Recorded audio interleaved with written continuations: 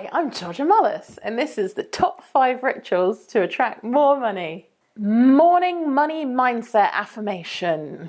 When we get up in the day, we are kind of in this very open way of thinking and being. And I love to take on board something super positive, something super meaningful. It's just a super simple tool that everyone and anyone can do. Post-it note on the bathroom mirror with the meaningful things that you need to see and feel that morning.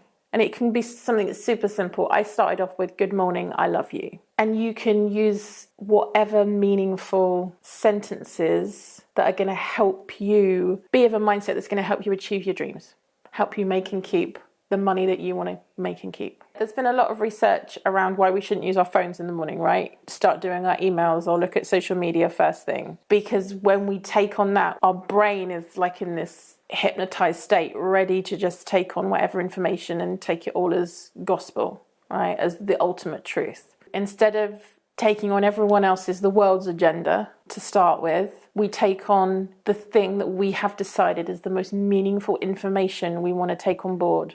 And that's what we take on board first thing. And that's why I recommend putting it on the bathroom mirror. So I've got a list of suggested ones. It's safe for me to make money easily. It's safe for me to earn more than what I need. It's safe for me to have a lot of money. It's safe for me to make money while I sleep. I started off with a post-it note because I'm a real big fan of minimal viable product, right? So post-it note, a piece of paper with a bit of sellotape. Yeah, like how can we just get that information up there? And then after it had been up there and I really loved it and I found it really useful, I've got kids in my family, so everybody's seeing this information, it's helping everybody. I went on Etsy and someone with a machine who made vinyl letters that you can use on mirror, and I told them the things I wanted it to say, and a few pounds later, it arrived in the post and I put it on the mirror in the bathroom and it looks beautiful. So one of the key parts of what I coach and what I teach is money tracking. And it's a non-negotiable. And I've had people that have opted not to work with me because it's a non-negotiable, right? Big scary stuff. So the money tracking, it isn't accounting. It is about understanding and tracking what you're bringing in. Yeah, and if you are single and you're the only person bringing in money, then it's everything you're bringing in. If you're in a house, in a relationship, whatever, it's what is coming into that. Yeah, I recommend tracking every single day. You can track weekly, but it's really about understanding what's coming to you, and seeing it written down helps you to make decisions about what to do. So you don't track what you spend because it's not accounting. You're just tracking what you bring in. You're just tracking the money that you bring in. So that money might be from a job, from a salary. That money might be interest on a bank account. That money might be a refund, money from something you sold. You track every pound and penny or dollar that comes to you. And it's not about what you spend. Lots of people have lots of objections to tracking. And it is brilliant to go through what that specific objection is and what's the objection for you. Where's the resistance? Some people say, I just can't track because it might be a neurodivergence, it might be a family life, it might be because they're too busy. There's always, a reason, okay? And I get that. Yeah, I get that. And you still have to track.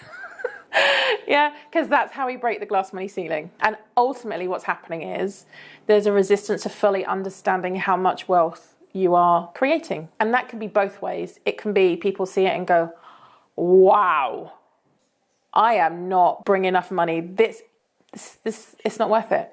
Running this business, doing this job, it's not worth it. There are easier ways to earn money. Yeah. And for some people, they see it and go, well, I'm already bringing in more than I thought I was, and I'm not happy. I still don't have enough money. There's still too much month left at the end of the money. When we've got information, when we've got data, we can make decisions. Yeah, I'm Georgia Mullis, and I am a money mindset coach. I work with women entrepreneurs. Typically, my clients have been people that see themselves in me. So when I talk about my story, I'm cishet, married, I've got kids, I'm in my mid-40s. People recognize what they like, where they're going to get understanding. I've done a lot of work in learning how to understand and support other people, but most of my clients really, really are and have been women that are just fed up. They're just fed up with not being in control of their lives. Yeah, I like education and skill enhancement. There's that whole phrase, we are the 5 people we spend the most time with, right? We are the product of our upbringing.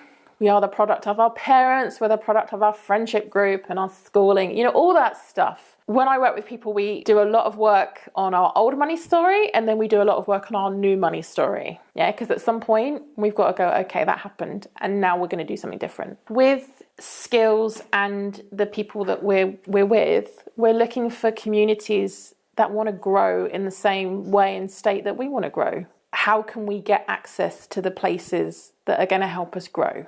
The answer really does depend on people's archetypes. So a celebrity archetype will just bypass everything and just go straight to working with someone one-to-one because they just want the best experience and they don't care that it's new.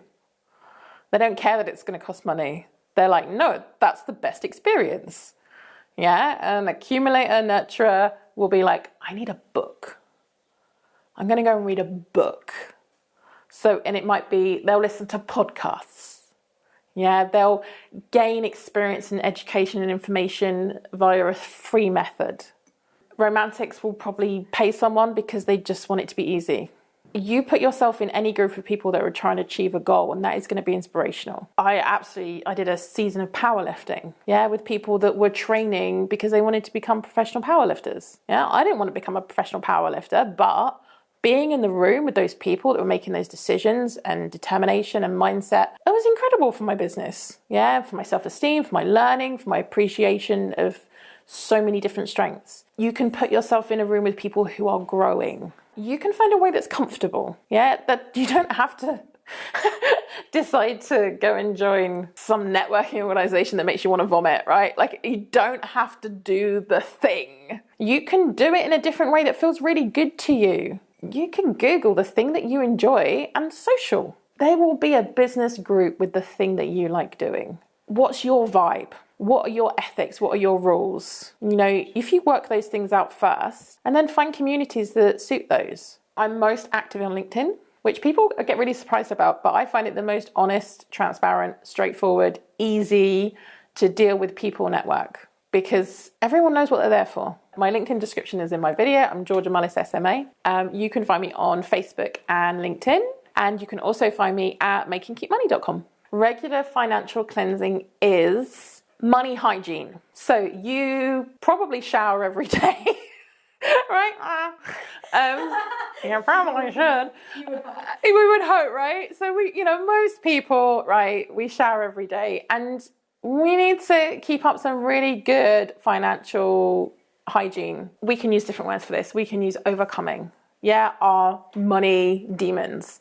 We can, how can we banish, our any negative money mindsets, limiting beliefs, things that are coming up for us? What little negative money earworms are occurring?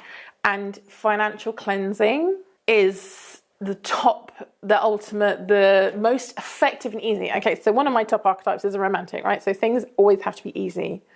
Yeah, so what is the easiest way to overcome this stuff? And my favorite go-to financial cleansing is tapping, EFT, emotional freedom technique. There are loads of scripts on, you can choose.